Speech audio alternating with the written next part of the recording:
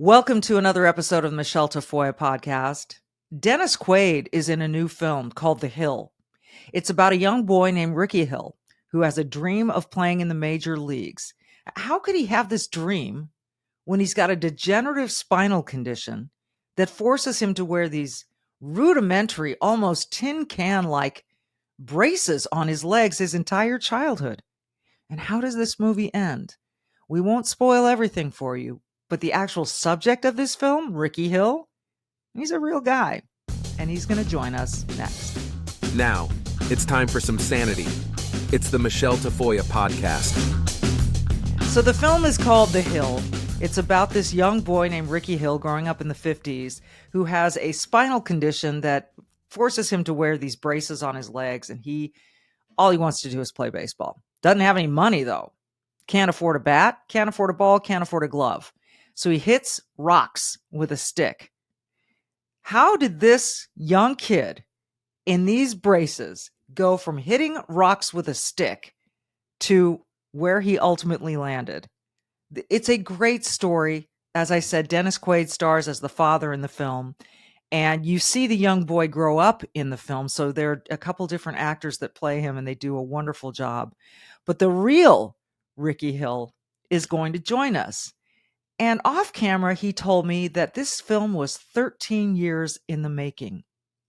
The writer, the same guy who wrote Rudy and Hoosiers.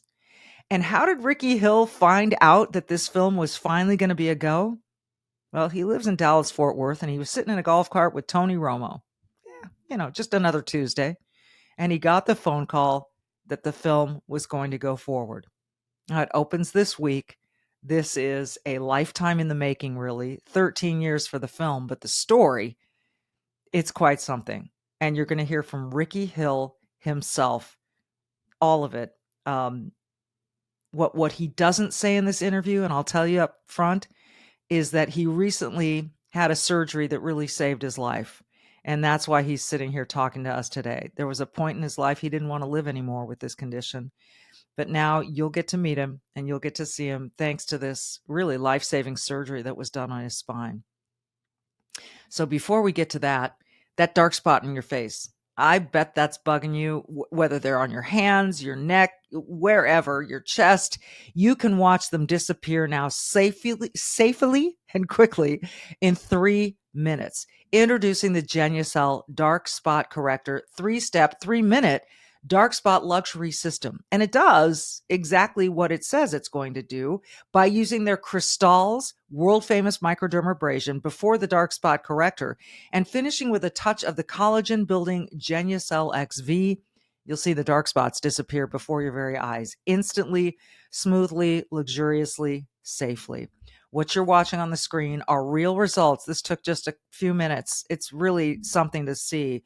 But, don't just take my word for it. If you're not blown away with your own results, you'll get 100% of your money back, no questions asked, free shipping, free returns. So go to genucel.com/Michele right now to get this really remarkable package. And this is their most popular package for August. That means it's 70% off while supplies last. Genucel.com/Michele with one L, Michele. And get this, all 3 products are included, as I said, in this most popular package for August. So you're also going to get the Genucel bags and puffiness serum. All of this, 70% off retail. I use these products. I hope you'll give them a try. Again, money back if you don't like them. Experience the luxury and effectiveness of Genucel. Order now. Watch the dark spots disappear in 3 minutes. 70% off while supplies last. GENUCEL.com/Michele. Genucel.com/Michele with one L. Genucel.com/Michele. Coming up next, Rickey Hill, the real life subject of the new film, The Hill.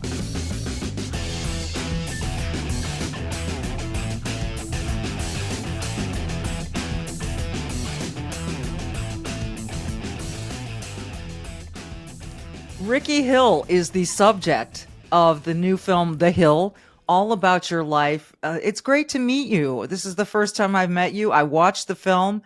How true to your story is the film? I'd say pretty much, very much closely to all, really, real close. Really? Yeah. Dennis Quaid plays your father in the film, and he's a pretty strict dude. He does not want you to have anything to do with baseball. How, for you in your life growing up, how did you get so hooked on baseball? Well, I've heard a lot. I had because our family didn't have anything financially sound. Um, it was a invitation to hitting rocks because the hitting rocks for the stick was free. So I just hit them all day long. That was my sport. So I got to hit rocks because they didn't cost anything. And so And you I, hit them with sticks, right? That also didn't cost anything? yeah, yeah, just make a own stick off of a tree and hit the rocks all day long. I mean, All the from morning till night during summers and after school, rocks, just hit rocks.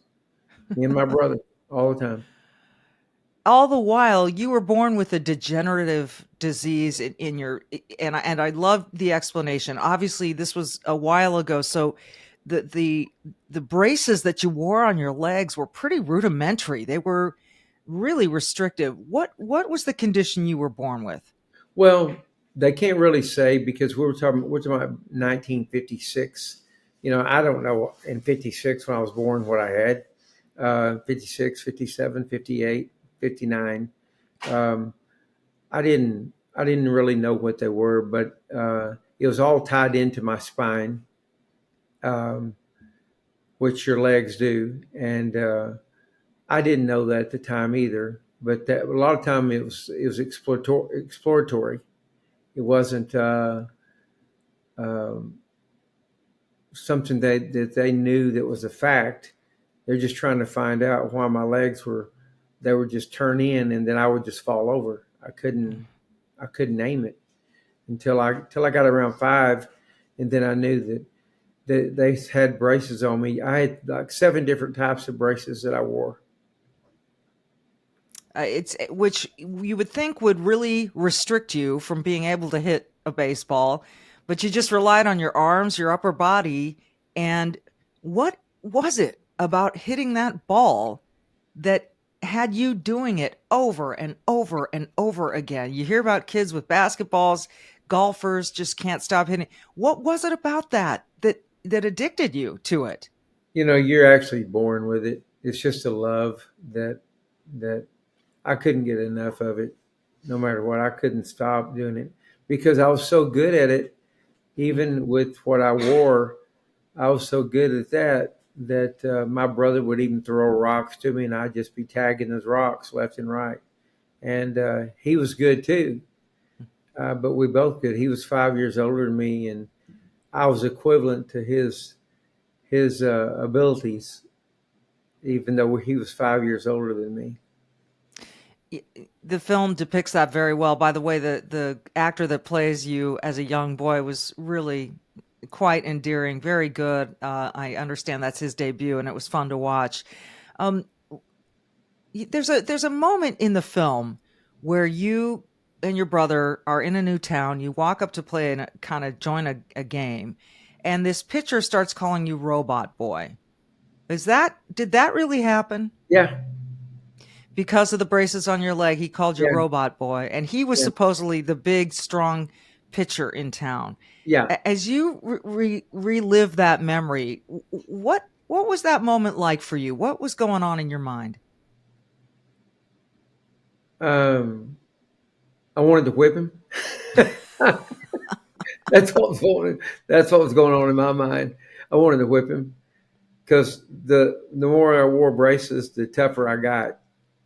I really did. Just the tougher I got. But yeah, I didn't take crap off anybody, even though I had what I had.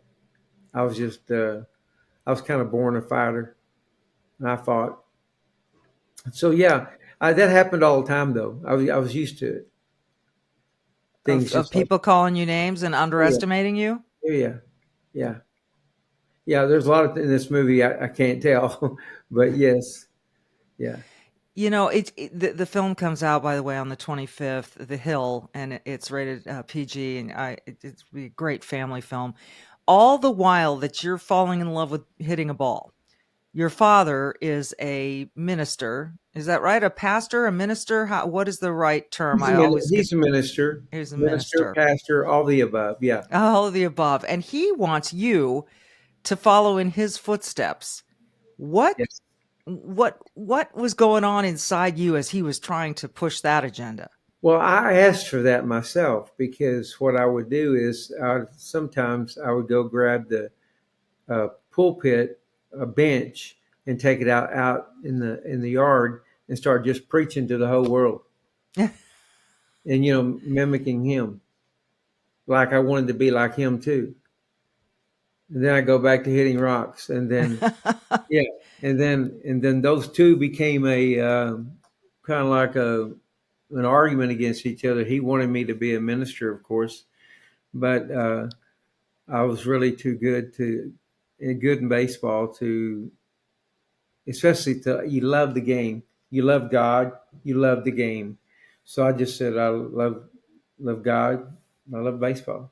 So I chose to play baseball and then be kind of like in the ministry in out on the outfield, or whether where I was in a dugout or at a home plate or wherever. I always was. I always talked about Christ. At what point did you get the braces off your legs? I took them off at 8 years old. But And you just made that decision, I'm taking these off. I don't care what the doctors say. Yep, yep, just like I did the same thing with my cast. And how did your legs respond when you did that? Actually good, because I made them do it. I fought with it and did good. I actually did very, very well considering what I went through. Yeah. It's So it's yes. remarkable. So at what point then in your life did you become, I don't know if convinced is the word, but hopeful that your dream of playing in the majors might actually be something you could touch? Well, at 17, they told me that I would never be able to play because of my disc, because I had a eye disc of a 75-year-old man. Hmm. And because my grandmother and my great grandmother were both in wheelchairs. I never seen them. And one of them was in a wheelchair at 38 years old. The other was like 45 years old or something like Still that. very young. So they were debilitated, and you think it was the same Yep, degenerative? it This was the was. same thing. It Yeah. was. Okay. The only fortunate thing for me was time. My time came later in life when they were able to try to do something about it for the surgeries that I had on my spine.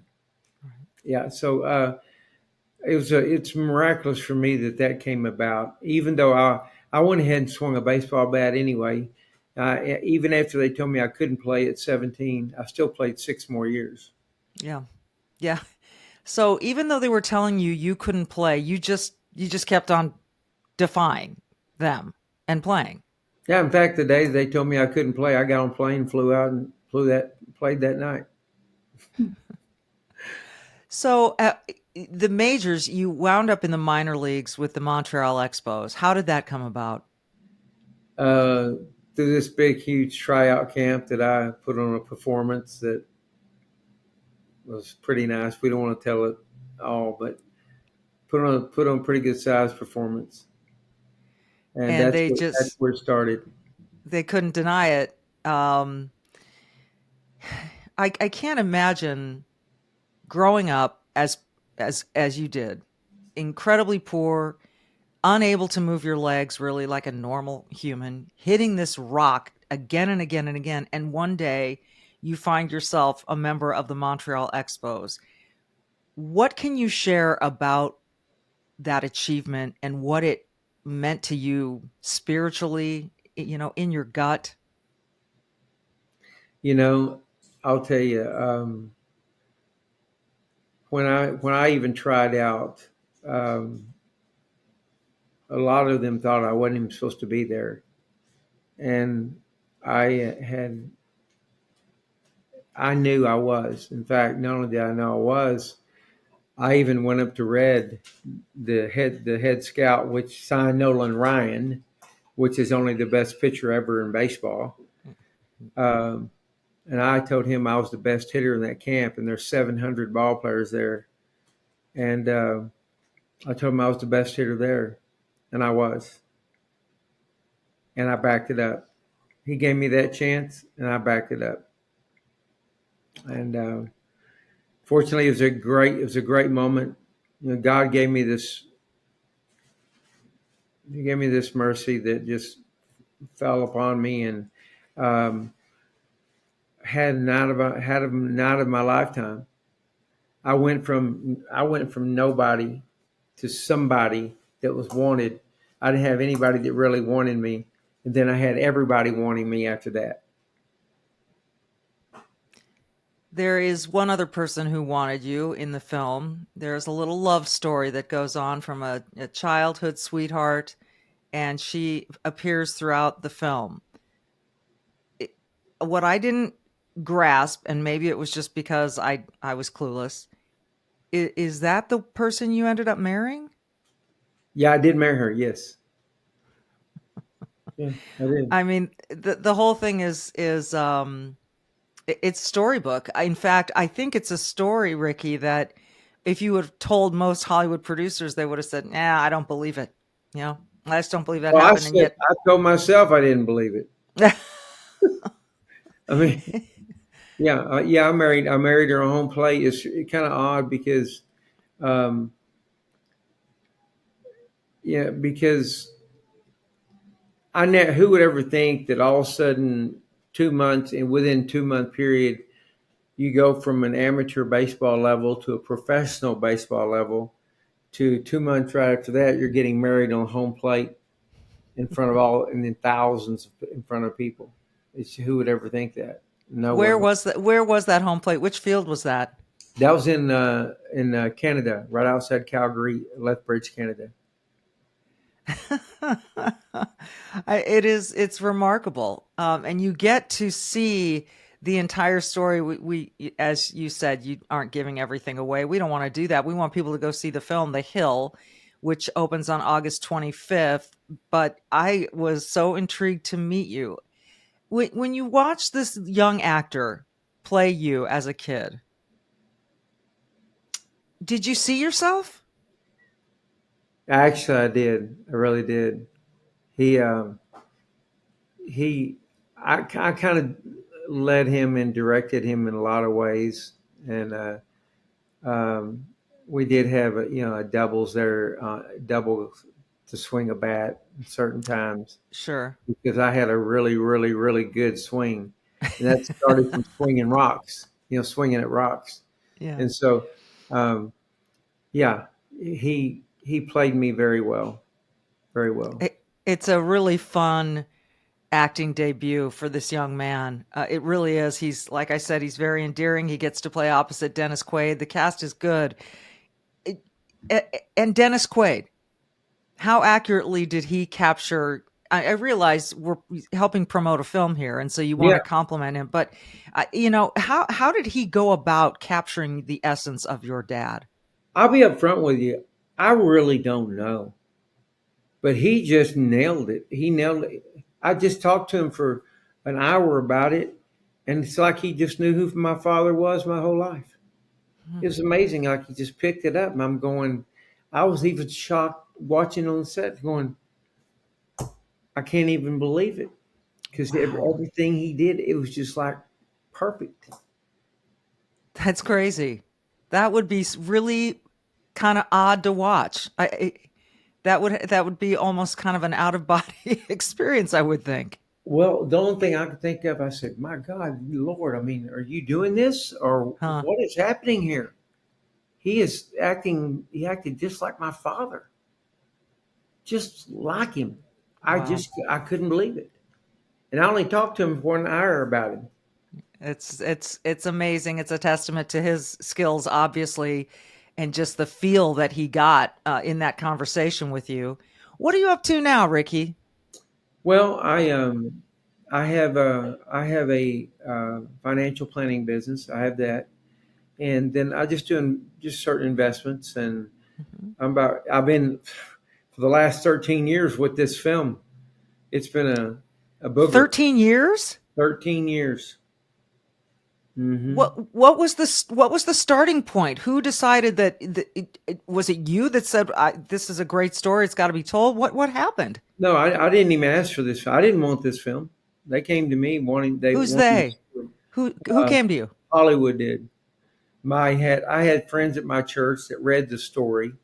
They took it to Hollywood to some of their friends. The next thing you know, they come calling in 1977, 78. They came calling to get the story and wanted to know if I would sell the story. Well, my mother and dad both became sick at the same time, and I didn't want to have anything to do with that at that particular time. And it raised its head several times over the years. And then finally, 13 years ago, I set it free. I let it go and I let them do it. And then at that 13-year period, um, we had we had the wrong people doing it. It wasn't. It was just a terrible thing. I don't know anything about movies or anything like that, but the wrong people were doing it, and so the executive producers decided just to toss it and let's start from scratch again. They started over, and all these great things started happening.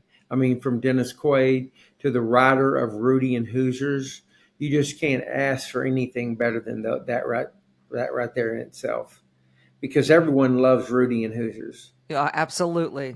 absolutely. And so we Uh, got those, and then we have Bonnie Badia coming in, and the actress, and all these people that we got were just phenomenal. I say they got, I didn't, but everything just started falling right into place after the battles the 10-year battle, and then it all started falling right into place. 13 years in the making. It's finally coming out. What does that what does that mean to you to have your life story being portrayed in a feature film starring Dennis Quaid? Well, it's scary in one way, it's scary in one way. Another way, it's really like it's over the years I've been like mocked all my life. It seemed like, because when I told certain people that they're looking at doing this movie, and everybody starts laughing. They think it's funny, but uh, they don't think it's funny anymore. Now they know, and so it's the making of it. I'm very thankful that it is coming out. It glorifies my dad. It glorifies my mother, my family, and it also glorifies my God. And Yeah, that's what's you've really important. maintained your faith throughout your life. It's been a massive part of your Yes, ma'am. life, hasn't it? Without a doubt. Yeah. That's why I'm Well, here. well, we're so grateful that you took some time to talk to us. Again, I've seen the film. It's called The Hill. Dennis Quaid is the star, but the young boy, all the actors that play you, Rickey, throughout the film do such a wonderful job of portraying you. It's got to be, like you said, a little scary, but really exciting. And congratulations. Thank you so much. You're very kind. Well, you have lived a life of being brave and doing good, which are the things that I like to promote on this podcast. So I'll leave it with that. Be brave, do good. He is Rickey Hill. The film is The Hill. It opens on August 25th. Go see it. I'm Michele Tafoya, and we will see you next time.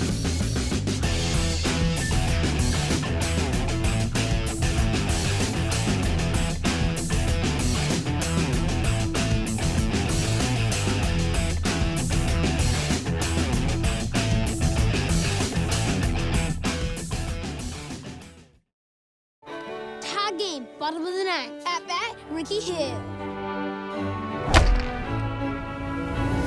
Oh my gosh! What did you do? Ricky, I've seen you swinging that stick, but you can't play baseball. But when I swing that bat, I ain't crippled no more. Son, you might be better, but you are not healed. You seen this? Major league tryouts. You're gonna paralyze him. What has gotten into you? He's special. They said he will never walk, and he ran. How many miracles do you need? You're planning to join the elite. I'm one of the best hitters you're ever going to see. A bad leg can cost a team wins.